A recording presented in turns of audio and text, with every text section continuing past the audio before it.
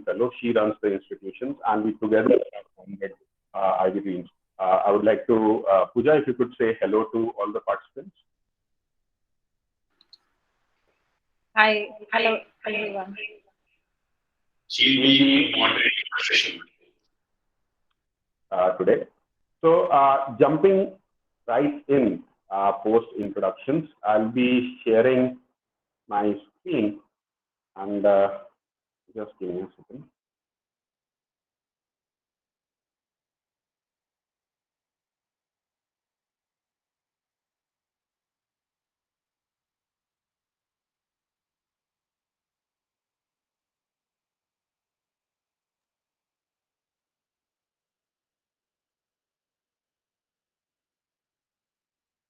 Can someone indicate whether you guys can see the presentation?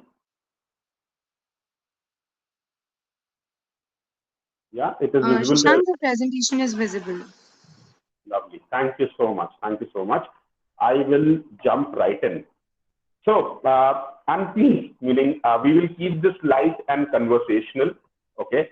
And one of the things, right, that people who have worked with me, right, will tell you that I essentially, I make sure, right, that I am very blunt, right? And the entire how people work, and I learned from my own mistakes, right? I poke a lot of fun into this. So take this entire presentation in that spirit, okay? So typically what happens, right? And this is the 5th cohort that I'm working with. Over the past 4 years, I've seen, right, that this is still April, okay? Hardly a few folks would kind of get serious about their applications, right? The great awakening will happen around August, September, when it will be like, and a large majority of the people here, right, are from the Teach for India community, right? And some of you are from the Acumen community. So an awakening, a hallelujah movement will happen around August, September, when we will look around and everybody will say, oh my God, everybody is planning to study abroad, everybody is applying, and what the heck am I doing, right? Let's do that. I will also do that, right? That hallelujah movement will happen around July, August, September, okay? Then this is how generally the decision will be taken in around October. Earlier when we were kids, right, or at least when I was a kid, I know, I mean, there's a huge age difference, right? So when I was a kid, what used to happen, right, the choices were doctor banoge or engineer, right? So sorry to be using Hindi, but what I was saying was that you either become a doctor or an engineer. Now in our parlance, become let's study policy or let's study MBA. That's the two most common, right? And let's study policy, whatever that means, right? Typically MPP, MPA, right? Nothing else, right? So it is MPP, MPA or MBA. And for people basically on the edge side, some education degree, right? So that's the broad gamut of 95% of the people that come to me out of the thousands of courses that are available. We are so lucky, right, that now people who are wanting to study both in India and abroad, right, have such a plethora of choices available. But still, it all boils down to those typical 2-3 courses, right, that we kind of aspire to get into. Then how's the research done? Around November, December time, we will go to Google. We will put the best MBA schools in the world, the best policy schools in the world. We click on QS rankings. Aha, these are the ones, and we just go ahead and apply. Okay, I'll apply to the top. That's typically, right? And I'm not saying that that is all of you. What I've seen is that is typical of how flippantly, right, people go ahead and try to go about their application journey. Then reality strikes, right? January, February, right? We get a mail and yikes, how dare they reject me, right? I am, of course, God's gift to mankind. I've done a fellowship, I've done this, I've done that, right? I deserve to get selected. Well, the admission committee doesn't think so, and for good reason, and we'll talk about that. For those, right, lucky ones who actually get through, the realization further happens in the month of March, April, when all financial aid decisions are out, all scholarship decisions are out. Then, oh my God, I did not get financial aid, or I did not get enough financial aid. Then where is the moolah? These typically, right, is the application life cycle that a typical applicant goes through. And trust me, I was right there, right? Where is the moolah, right? I have done the exact same thing, which I am kind of poking fun of today. I have done the exact same mistakes. So I know, right, what I'm talking about. So any of you kind of identify with what I am kind of mentioning? Is this something that you can associate with? I hope a lot of you can actually associate with this application, the Great Indian Life Cycle. Now, as I had promised, right, in the flyer and in the emails, right, there are some mistakes, right, that most applicants do, right, and we are going to talk about that, and that is the reason, essentially, why most people don't end up getting what they deserve also, right? The first thing is starting off with unrealistic expectations. I do not know, right, that is this a product of misplaced research, or is this a product of ill-gotten advice? But I see more and more, right, things like, I definitely want to, the objective itself is that I want to go abroad and study, right? Without any thought of why is it so necessary for me to go ahead and study abroad. Can it be done in India? Or can I actually go ahead and pick those skills without even having to go and do, meaning I can understand, right, that for a graduate student, right after class 12, you have to go ahead and do your graduate studies. But master's is a very deliberate choice, right?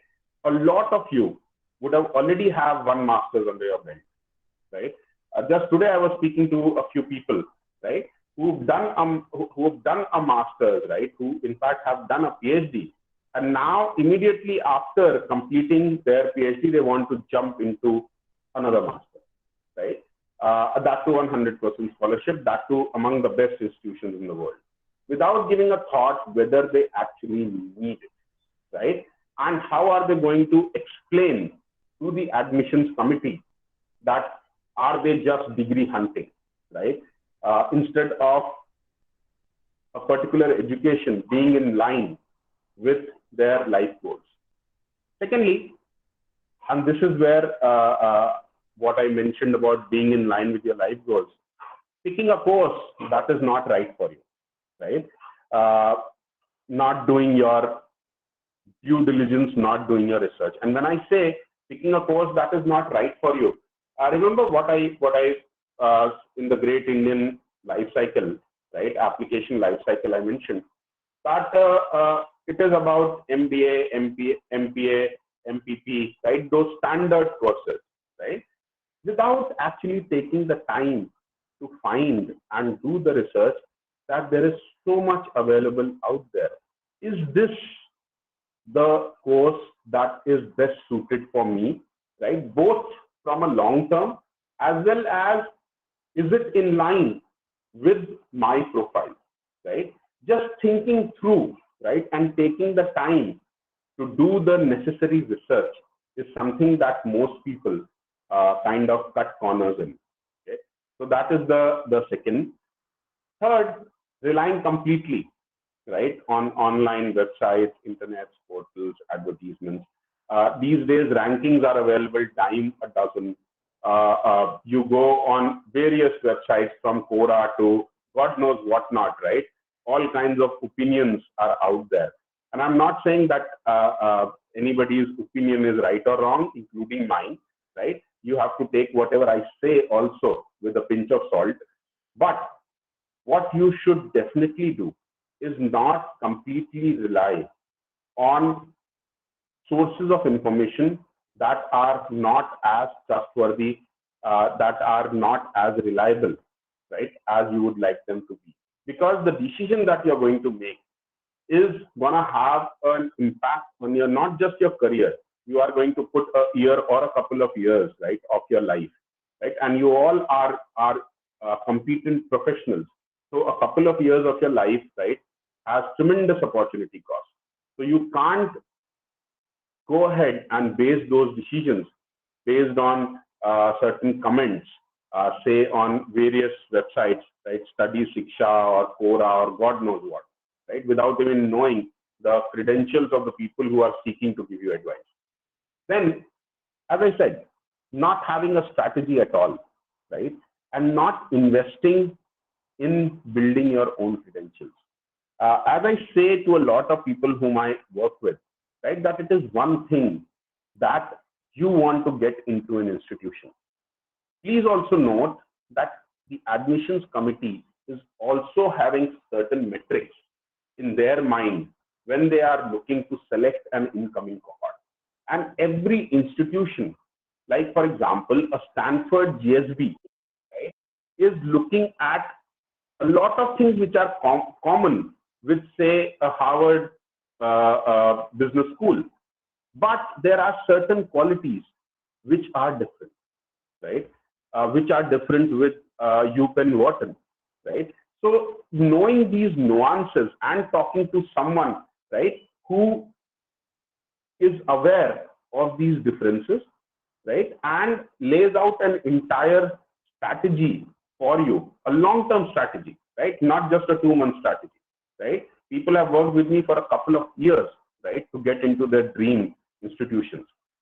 Secondly, once you have a strategy, once you are aware of what is it that the institution is looking for, then actually investing time, energy, resources in building your credentials towards it, right? The first time I applied and I wanted to get into an institution like Harvard, believe you me, right, I worked in building my profile for 3 years. And then I got an admit without a scholarship. And then I worked 1 year exclusively, right, on scholarship before I can boast in front of you today of having gone with 100% scholarship with stipend and all of that. Yeah. So you have to have a strategy if you want to get into world beating institutions, right? Because your competition not just comes from all across India, from various domains, but it comes from across the world, right? So please be mindful of that. One thing that I have kind of, and people find value, right, while working with me is that I hold a lot of people accountable, including myself, right? So sliding deadlines. I will apply in the first round. Oh my God, the first round just passed. Okay, let's do the second round. Let's do a third round, right? And then I apply on the last day of when the application is supposed to be due. Now, just throwing a simple number at you, right? When I was at Harvard, right?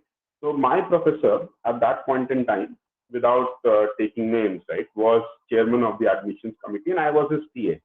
So I was that guy, right, who used to kind of, my job was to, that when all these applications come in, to it automatically makes a PDF document. So I used to click on the print button, right, and take the printout of all these things, put it neatly.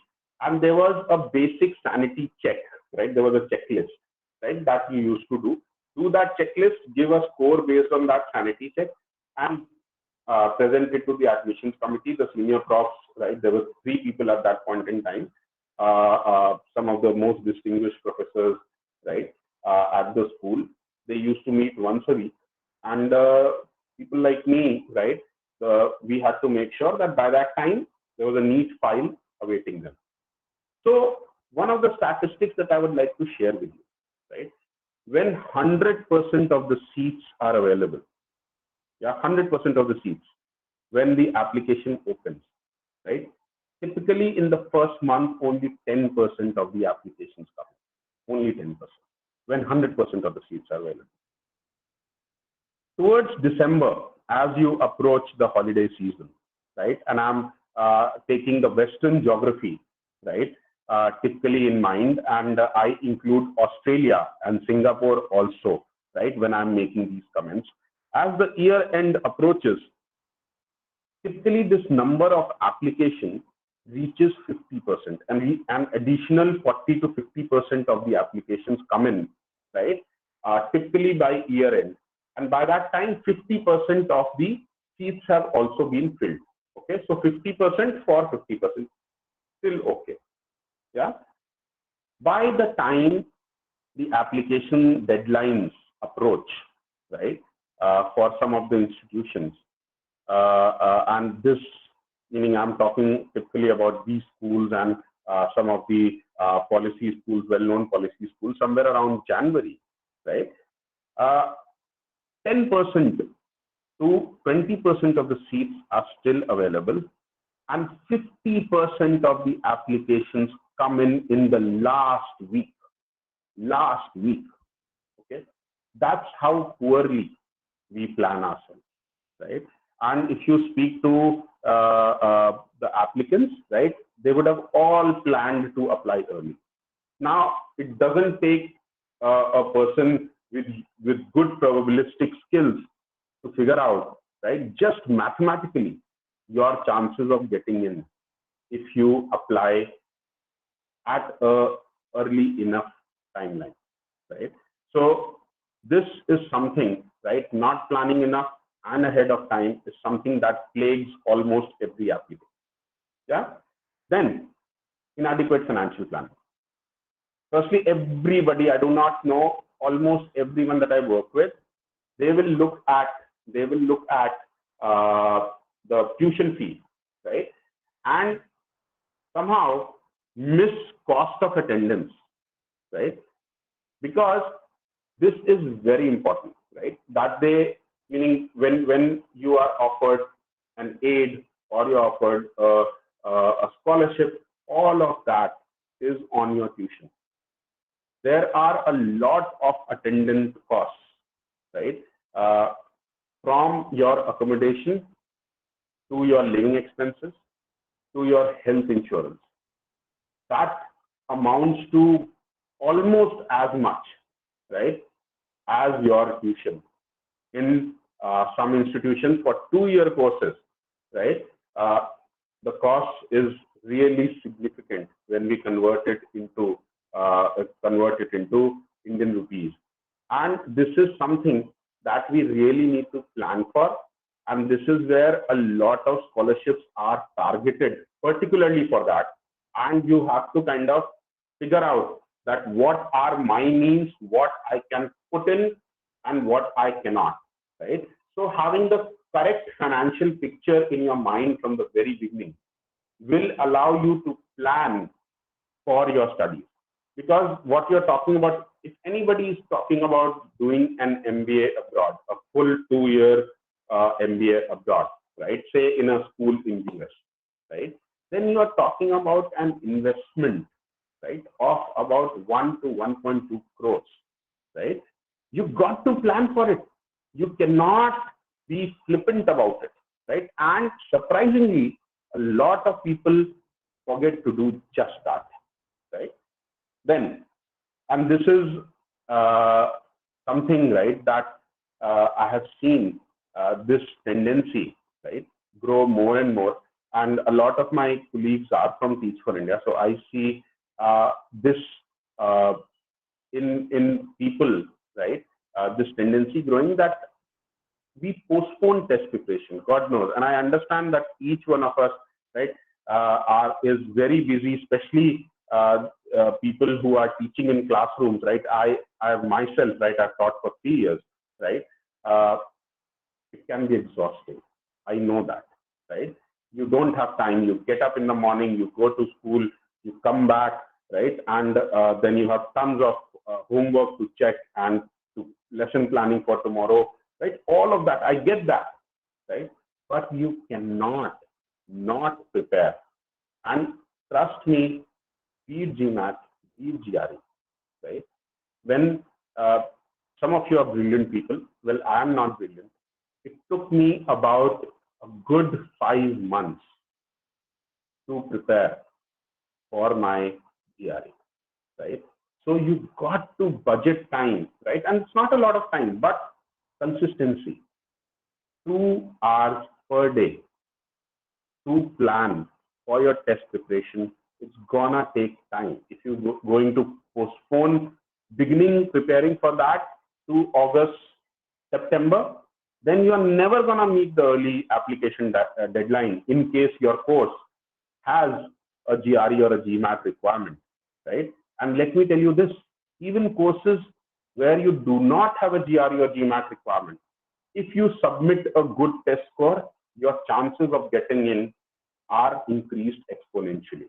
Okay, so this is a cardinal sin, right, that you can do. Similarly, scholarships. An example, the Fulbright Scholarship, one of the most coveted scholarships, and after Rhodes, right, probably the second most prestigious, with Chevening probably being the third most prestigious, right? And this is just my rankings, okay? So as I said, take it with a pinch of salt. Yeah, Fulbright being a very prestigious, I think that much everybody will agree. Scholarship deadlines are in mid-May, right? That's just 1.5 months down the line. Half of the people will not know about this. And it's a wonderful scholarship for people wanting to go and study in the United States, right? But people will miss the deadline. People will miss the deadline by 6 months, right? And then, right, they will like, oh my God, what do I do? So this is just one example. Then in India, the recommendation culture is very bad. Yeah, both from the applicant side as well as the recommender side. You go to a recommender, they will say, write something for me, right?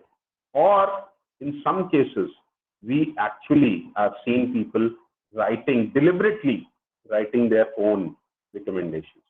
And that is something, trust me, the profs, right? And I've seen this as a fly on the wall in Harvard admission committee meetings. They see thousands and thousands of applications. They've seen it for maybe 20, 30 years, right?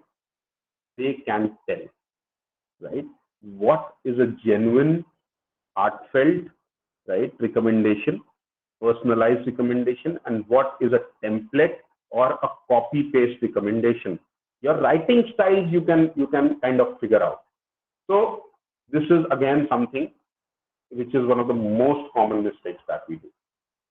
And then some more, right? Without going into too much detail, right? Not having a strong story at all, right? We will just go ahead and put our resume out there in words without having a narrative about it, right? You've got to be able to, and I use this phrase so often, right? It's not like you're launching rockets to Mars, right?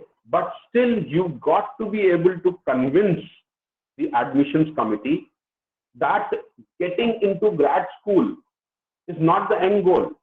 It is just means to an end, right? It is just means to an end, and you've got to figure out that what is the goal that you are working towards. Why is this particular education going to enable you to achieve that goal? What have you done till now that can demonstrate your commitment to both your goals as well as this particular graduate study or undergrad study or your PhD, to be able to kind of achieve that goal, right? You have to be able to have a strong story, right? And not just put your resume or worse, a sob story out there, right? Take me because I really need it, right? I've seen some of those, right? So yeah, that is something that is a very common thing that I do. Another thing, right? Choosing the snazziest recommender, the person with the biggest title, the person with meaning the most, what I feel, what in our eyes is the most accomplished. Please don't. What they are looking for are recommenders who know you personally, who can tell those small things, right? A recommendation letter is supposed to be complementary and supplementary, right, to your story. Tell the admissions committee those small things which you haven't been able to tell them as a third person. They don't care, right? Unless and until you're the Prime Minister of India, they don't care about titles. They please choose a recommender who knows you personally, has worked with you substantially, and has the time to write, and I underline the last thing, has the time to write a personalized recommendation for you. And you can always assist them, you can always tell them, you can always remind them of anecdotes, right? And we'll talk about that, what IVYDreams does, but please don't write your own recommendation. Then boasting too much, as I said, God's gift to mankind syndrome, right? Or too little, that I'm too modest, right? Or worse, falsifying credentials on your application. Yes, I've seen that also. These days, because of this, a lot of institutions do verifications, and you do not want to be kind of caught on the wrong foot when those verifications happen. Secondly, not having a backup plan. Applying only to, I will apply to only Harvard, Oxford, Cambridge, maybe LSE, nothing beyond that, right? But doesn't work. You got to have a plan B. Then the rest, as I said, sending the wrong or incomplete application documents is something which is, meaning I don't need to talk about it. That is something which is often people believe that they will send you an email, right? And then you will kind of provide them the documents. No, please, from your side, complete the application form and then only submit. This part, right, the next point I want to talk about, banking only on good grades and extracurriculars. Well, it used to work. It used to work a lot that you have good grades, lovely, right? You've done a bunch of extracurriculars. You are a swimming champ also. You play tennis also. You play the great guitar also. Great, right? Does that get you into good institutions? Yes, it helps. Definitely, they want a well-rounded personality, but they don't want a person who's all over the place. I do this also, I do that also, and by the way, I do that, and that also. They need focus. So whatever you've done, right, while you may be a well-rounded personality, there has to be an area of focus. So in your CV and in your application, in your documents, certificates that you upload, and in your SOP that you write, it is good that you portray yourself as a well-rounded person, but in the process, don't be all over the place. Yeah. Then again, I've said this enough, not preparing enough for interviews, admission, and other requirements like document verification, which sometimes can take up to 6 weeks. Okay, so you have to plan for that. Then, as I said, a lot of people say going abroad just for the purpose of experiencing different environment, culture, and having global alumni network. Well, that's great, but can you do it at 1/10 of the cost in India also, right? And what's the ROI, right? Those are some of the things that people kind of forget to mull over. Now, the key questions, right? That what I believe that everybody needs to mull over, and what we at IVYDreams make sure that everybody mulls over. Why do I need to study? It starts with that, and you'll be like, this is like crazy. Do they shoot themselves in the foot? And trust you guys, trust me that when people work with us, there's a whole bunch of folks that have actually figured out that maybe studying abroad is not the only thing that will help them get them to their goals. Maybe there's a better way. And we are absolutely open to help people realize that. So you need to really have this conversation. Why do I need to study abroad? Then what do I need to study? Not just the MBA, MPA, MPP, right? There's a whole world, meaning now in our database, right? You would not believe we have more than 8,600 courses, right? So, and we are talking about just 3, okay? So what do I need to study? Where do I need to study? Yeah, do I need to do it necessarily do it abroad? Can I do it in India? If abroad, where? Do I have a geographical constraint? All of that, right? I need to figure out. Then a very genuine introspection. Why will these guys take me? What do I need to do in order to make them take me? Then how will I do it? And very importantly, when should I do it? These are some of the questions, right, that we systematically work upon while we go ahead and proceed in our journey in IVYDreams, right? And this is something that, with or without IVYDreams, right, I would really recommend that you guys go ahead and have conversations with yourself, right, and people who are knowledgeable. And I underline the word knowledgeable. Just again, a quick anecdote, and I know that we are running a bit over time, but still, this is important. A couple of days back, again, I was speaking to someone, and this person said that I want to go abroad and all of that, the regular stuff. And then the reason, okay, when I asked, they said that one of my very close friends, right, who's done an MBA abroad, this person has looked at my CV, and the person has said that you've got consulting in your background, you've done a master's in development, you've done development consulting, all that. The only thing missing is an MBA. And I was like shocked. I actually said that, is it like buying vegetables, right? That in your bag, you need to have tomato also, and you need to have aloo also, right? Potatoes, tomatoes, right? As well as a bit of ginger, right? It's meaning that's the poorest advice, right? That you have everything, let's put in that also, right? Please make sure that you talk to people who are capable to give you advice. If they are not your best, right, left alone talking to yourself. Then say hello to IVYDreams, right? Now I will briefly talk about, right, what IVYDreams broadly, right, is about. Firstly, it is a deeply personalized and interactive process. Every year we work with a very small number of people deliberately, because as I said, we are as boutique as you can get. It's me, my co-founder, who also happens to be my better half, a couple of research assistants, right, and the person who serves me tea, right, all of 5 people.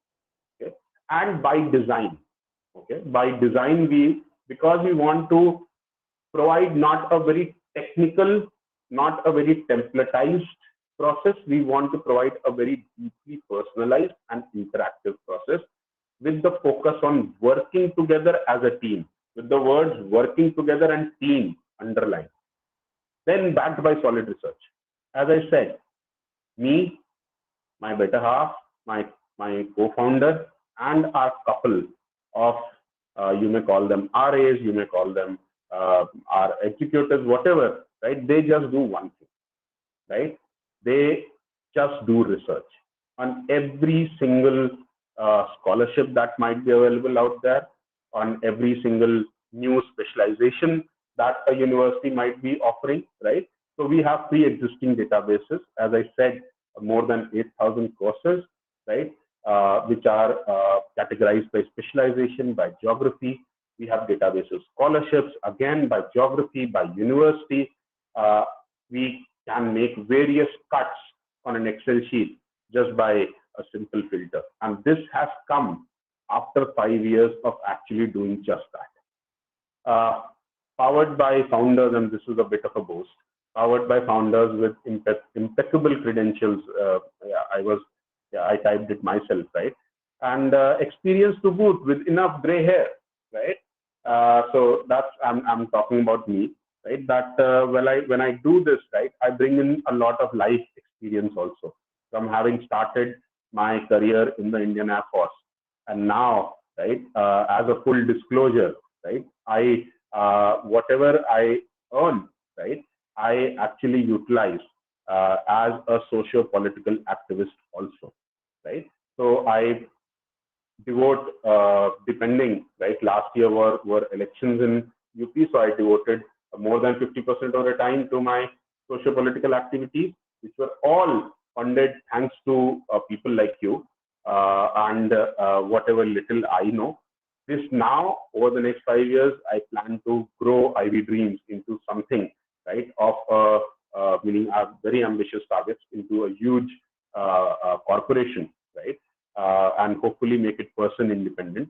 So that is basically powered by founders with impeccable credentials. Then we have a modular approach. Each module is independent in itself and mapped to the application lifecycle. So we have something, and we're going to talk about it. We have discovery module where we ask all those questions. Then we have something called the profile building module, then the application support, then the recommendation support, and interview support and scholarship, right? And then we will talk about the results very shortly. These are the modules, the discovery modules, as I said, where I help a lot of the people that I work with, right? Some of them are very clear about their goals, and that's great. But a lot of the people that I work with mostly start working with me, especially who have time on their hands in the discovery phase, right? Because what is it that I'm pursuing? It cannot be graduate studies. Graduate studies, please remember, there's one takeaway from this spending 1 hour, right, listening to me, is your graduate education is a step towards a goal. Never make it a goal in itself. Yeah, you have to figure out why you are doing what you are doing, okay, and how this particular investment of time, energy, money, right, into acquiring education abroad, be it your PhD, be it your graduate studies, or be it your undergrad studies, right? We cater to all three. How is this in line with my goal, right? That is the discovery module. Profile building, as I said, you want something. The admission committee also wants something. What is the gap? We do a systematic profile gap analysis, and then, given if we have time, a couple of months down the line, this particular module will not be an offer because I'm not a magician. No one is. You minimum require 6-7 months in order to be able to substantially, right, improve your profile. So that is the profile building module. Then the application support is kind of self-explanatory, wherein again I say that we work together, right? And one of our alums, right, hopefully she's joined. Anjali will talk more about that. We work together as a team. Recommendation, right? I spoke a lot about it. Identifying the right recommenders, right? Helping the recommenders, right, in giving them the right inputs, telling them how to write, and working with them to come up with a narrative that will be genuinely complementary to your application is key. Okay, a lot of the people end up in the trap that somebody will say, okay, please go ahead and write something for me. The poor applicant will go to the SOP, Control C, Control V, send it to the recommender. Recommender will go ahead. At best, they will paraphrase. At worst, they will not even do that. Right? They will do Control C, Control V, change maybe the person, and submit. And what will end up happening is the admissions committee will get an SOP and versions of that SOP.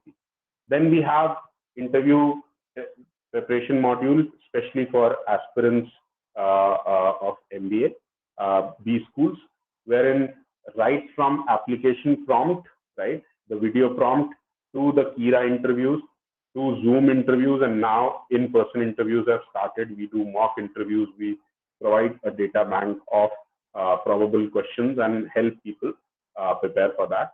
And I cannot say more about scholarship support. you need to start as early as possible. Goes in parallel with everything else, right? Starts with knowing where to apply and then going ahead and systematically applying not only to college financial aid, but to international scholarships, right? That like the Chevening, the Commonwealth, both shared masters, the Fulbright, the World Bank, right? As well as Indian scholarships, the JN Tatas, the Mahindras, and all of that, right? So that all is covered. We, at this point in time, right, is my dear friend Anjali in the audience? If she is, I would like to invite her. Is Anjali there, Pooja? No, she's not. Oh, okay, right. So I had invited one of our alums, if I may call it that, to share her experience. I do not know, something urgent might have come up. I will ping her when we are in the question round, and hopefully we'll try to hear from her. However, we will proceed. As I said, the results speak for themselves, right? And I very proudly present in front of you. Last year, we worked with 23 scholars, and as I said, right, our average number. If you'd believe me, I actually end up saying no once we get to our maximum capacity, which is every year around a couple dozen people, right? If I find really brilliant scholars, then I might do a few more, right? But nothing more than that, right? So we worked with 23 scholars. The total number of scholars who received at least one offer, right? And by the way, this is classic misleading statistics, okay? Right? Even though I say it myself, right? And this you need to realize, for when I say 21, these are people who've gotten rejects also. It's not like everything they've gotten, they've applied to, they've been selected. But among at the end of the discovery phase, the 4 or 5 institutions that they really wanted to, they've at least gotten into one, right? And the total offers till now are 57, right? That means typically out of the 4 or 5 they have selected, people have gotten into 3 or 4 of those 5. Now, 18 of the 21 people selected have gotten financial aid, with the average financial aid being close to 20,000 US dollars, right? Meaning if I do the split between euros and dollars, if I just take the euro amount, the average scholarship, right, between, and I know that after Brexit the pound has been this thing, but the average euro amount is about 12,000 euros in terms of scholarship. And if I just take the overall, then around 20,000 US dollars, slightly less than that per scholar, right, who's gotten scholarship. This year, the majority of selections, right, when we started 5 years back, understandably so, a lot of our selections were in ed schools. It graduated to, I shouldn't say graduated actually, meaning because I don't want to rank them. It transitioned to the dev schools, the policy schools, and last year and this year in particular, right, a majority of the selections have been in these schools, not just abroad, in India also, IMB, IMC, the ISBs, right, and then Oxford. I've listed the list out here, right. One thing I want to point out, Canada is the real craze now, right, meaning I've got a lot of people wanting to go to the McGills, the Rotmans, the Souders, right, and selections there, yeah. Then, and this is something I'm really proud of, right. So last year there was this scholar who came to me, right, and she came from an art background, and she wanted to start a gallery, and she wanted to get into an art school, and I was like, man, am I even capable of assisting her, right? But with God's grace, we did, and we did well.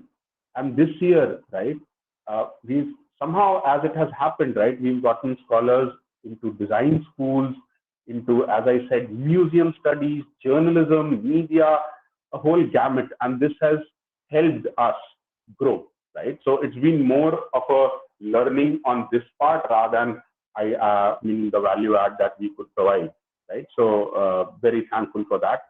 Then, of course, the policy, the administration, the MPPs, the MPAs, the ed policy, right? The MDPs, right, are of course there, right? The HKSs, the HGSEs, right? The Stanford School of Education, all of that, the UPenns, right? Those are definitely there. The scholarship numbers I've already told you. We, for the first time, broke into World Bank scholarships, right? That is something that I wanted to share. Commonwealth Masters, and Achieving is something we've done before, right? So that is something that we are justifiably proud about. At this point in time, I will stop and kind of take questions. We are running a bit over time, so maybe we'll take a few questions and then share the details, right, of my WhatsApp, and all the email and everything will be there in an email that follows, and we can set up further conversations from there. So any questions? Soumya has a question. Soumya, please go ahead. Hi, I just wanted a clarification on the Fulbright scholarship. Like I looked at a few days back, and I remember it having a certain work experience limit, like I think a minimum of 3-4 years or something that they look for master's application. I just wanted to Yes. clarify if that was the correct thing.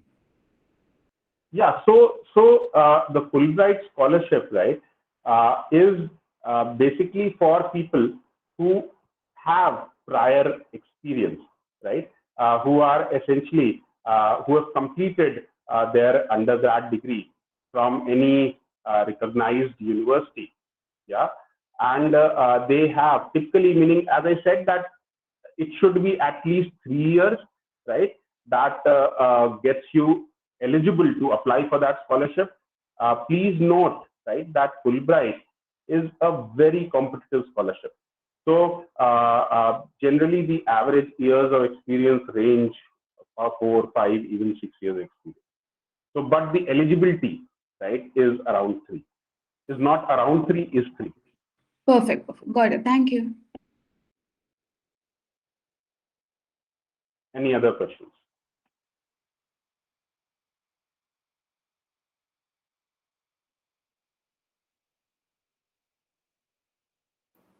I'll look at the chat if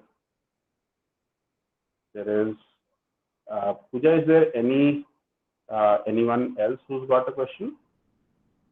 No. Okay. Hi. Yeah, hi, Abhishek. Yeah. Can I go ahead? Yeah, please. Yes. First of all, thank you for sharing all of this crucial information. I was not able to turn my video on for some reason, but I would love to know a little about like how the timelines of the scholarship applications and the college applications run simultaneously. Like you said that the applications start basically in January or for colleges. But what about the scholarships? No. So my apologies, Abhishek, if I somehow miscommunicated, right? So what I meant to communicate was, right, that scholarships, when you say scholarships, there are 3 kinds broadly, very, very broadly, right? And then you can have subgroups. One is the international scholarships, and this is a term that I have made up, okay, right? Which includes the World Banks of the world, right? The Fulbrights, the Achievements, the Commonwealths, right? Those kind of scholarships, yeah, including country-specific scholarships like DAAD for Germany, the IPL scholarships for France. All of these scholarships, right, have their own selection process, right? And they typically, with Fulbright being a case in point, right, they start typically much earlier, right, than the application deadlines, right? So you have to be mindful of that, and in parallel to your preparing for your application, you have to prepare for your scholarship also, right? That's one. Then the second is university financial aid and scholarships which are particular, right? Like for example, the SCHOL scholarship, right? For the Oxford said MBA, right? Now that when you apply to Oxford, right, then you have to indicate that you want to apply for the SCHOL scholarship, and then while applying, you will fill in the essays for that also, right? So those are that kind of scholarship. Like for HGSE, there is the Urban Scholars, right? So that is the second kind, the university-specific scholarship, and then the university-specific financial aid, right? That will happen. That is within, meaning once you have submitted, then around in the month of January, you will get a mail from the financial aid office where they'll ask you various details around what's your family income, how much have you saved, what is, meaning various kinds of financial details, how much do you need, how do you plan to finance your education, all of those. That's the third intervention that happens around January, right? Then the last, right, which is the Indian scholarship, right? That happens, scholarships, they open around the month of Feb, March, and they go on till around April, till beginning of April, end of March, most of them.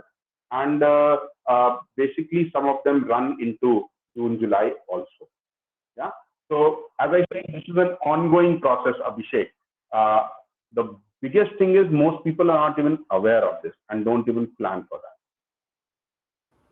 All right, thank you for answering. So basically, when you're applying for scholarships, you have to inform them that these are the courses that we are looking into, and we are still in the application stage of that. You have to basically know which courses that you're applying for based on those geographies, right? What are the eligible scholarships? What are those timelines for those scholarships, and plan for that accordingly. All right, thank you. Yes. Who's next? Pooja? I think Tasneem has a question. Tasneem, you want to ask, or should I just go ahead and read your question from the chat? Yeah, can you hear me? Yeah, I can. So I was just asking, for example, if you have a different background, right? In Teach for India, Your voice is sitting in an background. Okay, Tasneem, my question is. I'll read your question. Should I read out? Yes, please. Yeah. Yeah, okay. What Tasneem is asking is, how likely is it to get into a master's degree, which is completely different from our undergrad stream? For example, moving from engineering background to an education degree, right? So again, right, thank you for asking that, Tasneem, right? It is very much doable. How likely it is dependent on how much have you prepared for this particular journey, right? If you just come from an engineering background, having worked, suppose you're a software engineer and all that you work for, right, is an IT company, right? And then you immediately apply for a master's in education, of course you will get rejected. Yeah. So the idea is that you should have planned, and this is what I've been emphasizing throughout, you should plan for your education. And then, of course, switching careers, right, is one of the things people do as an objective for doing their master's. So very much doable. Yeah. Now, I guess Soumya has her hand up. Soumya, you can go ahead and ask your question, please. Yeah, sure. So I'm in the stage of just trying to understand of which, like I'm just trying to figure out the colleges I wish to apply to. And it just so happens that 2-3 of them are in US and 2-3 of them are in UK. So that's also something that I'm looking forward to. I just wanted to ask that if, for example, say I am trying to apply to a UPenn and a Columbia, and I'm thinking at the same time of an LSE or in Cambridge. So do you provide support in both the countries, or it just specific towards just Ivy League and US-based concept? No, definitely not. So as I said to you, meaning this year, Soumya, right, the geographical preference is actually shifting away from the US, right? So to firstly, to very pointedly answer your question, no, right? We provide support for any geography, right, that the applicant is interested in. Typically, the geographies are the US, the EU, and Singapore. Meaning, basically, let me put it like that, right? Southeast Asia and Australia, right? These are the most common geographies that people look at. And how can I forget Canada, right? So people can pick institutions one. I've had people apply in the same application cycle in an institution in US, in UK, then in Australia, then in China. Okay, so you can apply to as diverse a geographical spread as long as it makes sense to you. Any other questions? I was a little curious. I think so. I had this question for a long time. So I was looking at the requirements regarding the application process and all. So in some colleges there are like particular academic requirements, and like and I was looking at my grades and it was not bad, but it was average according to the above. I mean the first class grade according to the DU mark sheet. But still, it was not reaching the academic scores. So I was just wondering, how do you balance this situation here? Do you like mention this in your application, or it's just the GRE or GMAT scores or the work experience that's going to cover that up? So typically work experience, right, will not, unless and until you've got something exceptional up your sleeve, right?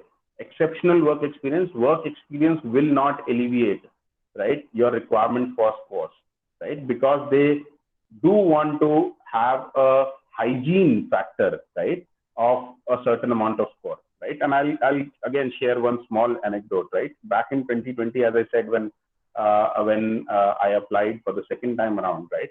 So I graduated from Harvard with a CGPA of 3.72 on 4, right? Which I would consider a very good CGPA.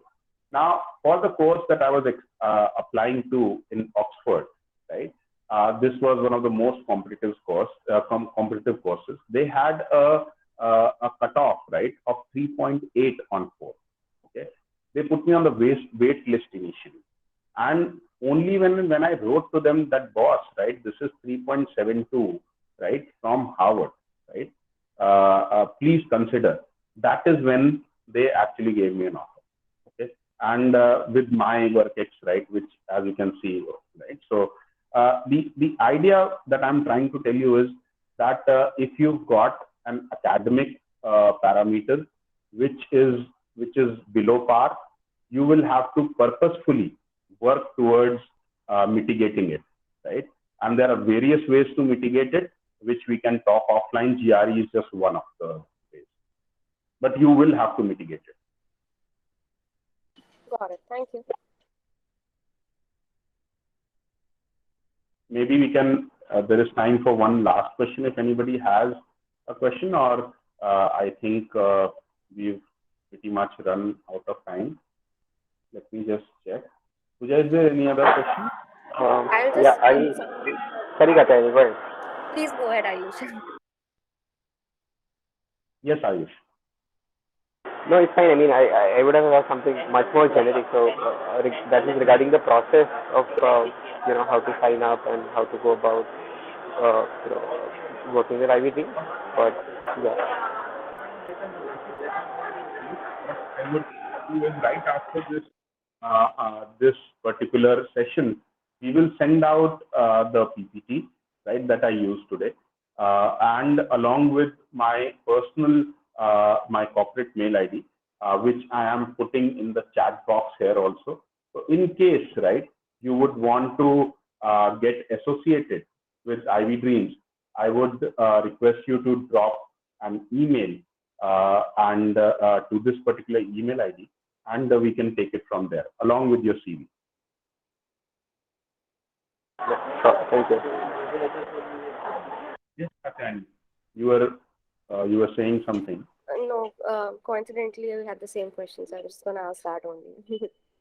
Lovely. That's what I call a good coincidence. So I guess on that note, right, we are 6 minutes over time. I would like to thank all of you for taking the time out to attend this session. I hope it was worth your while. And we at the IVYDreams team, right, look forward to working with many of you in your application journey. Thank you. Have a great evening. Bye. Thank Bye. you for the session. Thank you. Bye-bye. Thank you again.